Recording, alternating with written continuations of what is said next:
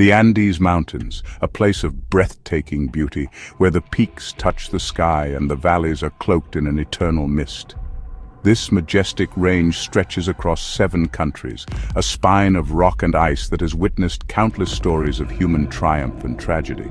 But beneath its serene exterior, the Andes hold a dark secret. The monster of the Andes, they call him, Pedro Lopez, a name whispered in fear, a shadow that looms large over the landscape. His story is one of unimaginable horror, a tale that chills the blood and haunts the soul. Lopez preyed on young girls, innocent lives extinguished in the prime of their youth. These were children with dreams, with futures that were cruelly snatched away. The villages of the Andes remember them, their faces etched in the memories of those who loved them. Over 300 victims, he claims. Each one a life cut short, a family left to mourn. The graves dot the landscape, silent witnesses to the atrocities committed. They stand as a grim reminder of the fragility of life and the depths of human depravity, a chilling reminder of the darkness that can lurk in the human soul. The Andes, with their towering peaks and hidden valleys, became the hunting ground for a predator unlike any other. The shadow of Pedro Lopez stretches long, casting a pall over the region. This is a journey into the mind of a monster. To understand the forces that shaped him, the events that twisted his soul. What drives a man to such acts of unspeakable cruelty? What darkness lies within that can turn a human being into a monster? To understand what could lead a man down such a path, we must delve into his past. His childhood, marked by violence and neglect, set the stage for the horrors to come. The abandoned villages and desolate roads of the Andes are silent witnesses to his journey. To grapple with the unsettling reality of evil, we must confront the uncomfortable truths about human nature. The Andes, with their stark beauty and hidden dangers, provide the perfect backdrop for this exploration. The fog that rolls over the mountains is like the fog that shrouds our understanding of such malevolence. We will explore his childhood, his crimes, and the experts' attempts to make sense of it all. Psychologists, criminologists, and those who have studied his case offer insights into the mind of Pedro Lopez. Their findings are as disturbing as they are enlightening, shedding light on the darkest corners of the human psyche. Join me, if you dare, as we unravel the enigma of Pedro Lopez. This is not just a story of one man, but a story of the darkness that can reside within us all. It is a journey that will take us to the edge of our understanding, and perhaps beyond. But be warned, this is not a journey for the faint of heart. The path we will tread is fraught with danger, both physical and psychological. The stormy skies and narrow trails of the Andes are a fitting metaphor for the treacherous terrain we will navigate.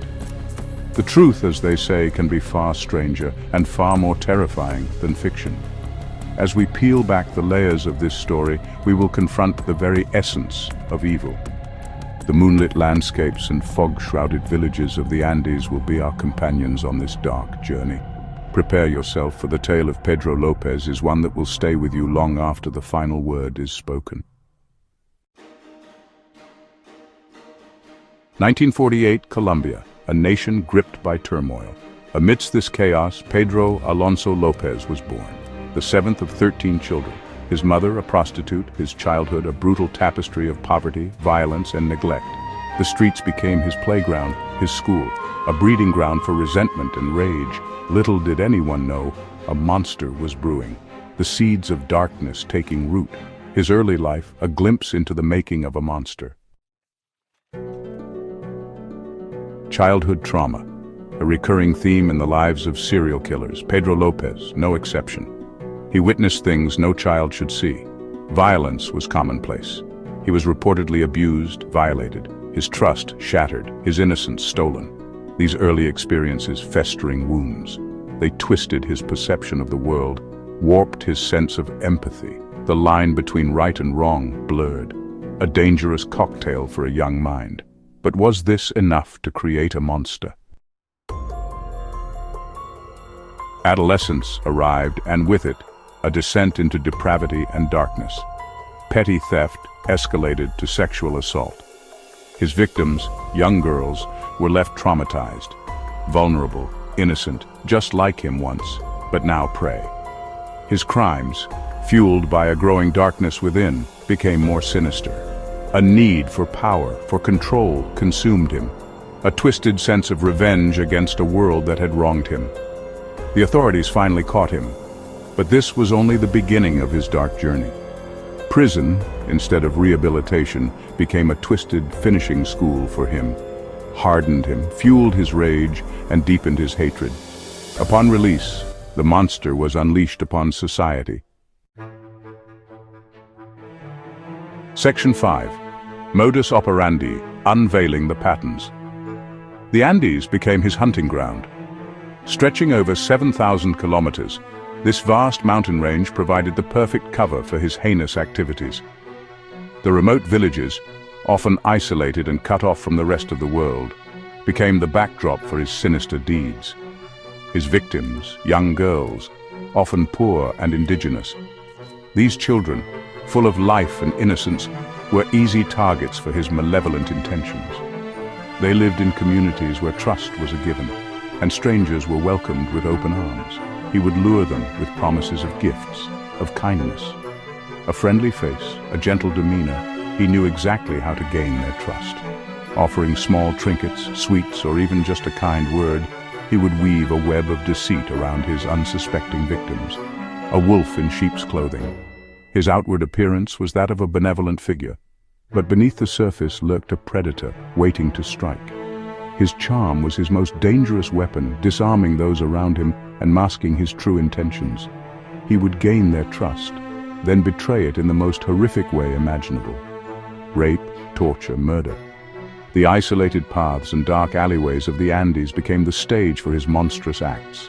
Each step he took was calculated, each move meticulously planned to ensure his success. His methods, cold, calculated, and utterly devoid of remorse. He moved with a purpose, his eyes always scanning for the next opportunity, the next victim. There was no hesitation, no second-guessing, only a chilling determination to fulfill his dark desires. He would often bury his victims in shallow graves, their eyes still open, staring into eternity. These makeshift graves, hastily dug and barely concealed, were a testament to his complete disregard for human life. Each one a silent witness to the horror that had unfolded, a chilling signature of his gruesome handiwork. The abandoned areas, now marked by the presence of these graves, carried an eerie atmosphere, a haunting reminder of the evil that once walked among them, his legacy one of terror and despair etched into the very landscape of the Andes. Section 6. Inside the mind of a serial killer, psychological analysis. This section delves deep into the psychological makeup of one of the most notorious figures in criminal history. Experts believe Lopez displays traits of psychopathy. His cold, calculating demeanor and lack of emotional response are telltale signs. A lack of empathy, remorse, and a disregard for social norms are characteristics often associated with psychopathy. These traits make it difficult for individuals like Lopez to form genuine human connections. Some argue he suffers from sadism, deriving pleasure from the suffering of others. This sadistic streak is evident in the way he meticulously planned and executed his crimes. His childhood trauma a contributing factor, they say, but not an excuse. Nature versus nurture. Lopez's early years were marked by neglect and abuse, which may have shaped his violent tendencies. A complex interplay that continues to baffle experts. The debate over whether his actions were a result of genetic predisposition or environmental influence remains unresolved. One thing is certain, Lopez's psyche is a labyrinth of darkness. His mind is a maze of twisted thoughts and emotions, making it nearly impossible to predict his next move. A chilling reminder of the depths of human depravity. The study of his mind offers a glimpse into the darkest corners of human nature, a place where morality and empathy are absent. Section 7. The Monster Uncaged Justice and Impunity, 1980, Ecuador. Lopez was caught, his reign of terror seemingly over. He confessed to over 300 murders, a staggering number that sent shockwaves across the globe. But justice, it seemed, had other plans. Declared insane, he was confined to a psychiatric hospital. But in a shocking turn of events, he was released in 1994. His whereabouts, unknown. The monster, once caged, had vanished. Section 8. The Elusive Truth. Questions that linger. The case of Pedro Lopez raises more questions than answers. Was justice truly served? Or did a system ill-equipped to handle such evil fail? And what of the man himself? Is he still alive? Still out there? A predator lurking in the shadows? The uncertainty is a chilling reminder of the darkness that may still lurk in our midst. Section 9. Conclusion. The enduring shadow of the monster. Pedro Lopez, the monster of the Andes. His name, a chilling reminder of the depths of human depravity. His crimes, a stark testament to the enduring power of childhood trauma and the elusive nature of evil. Though his whereabouts remain unknown, his shadow continues to loom large. A cautionary tale, a reminder that monsters do exist, and sometimes they walk among us, unseen, until it's too late.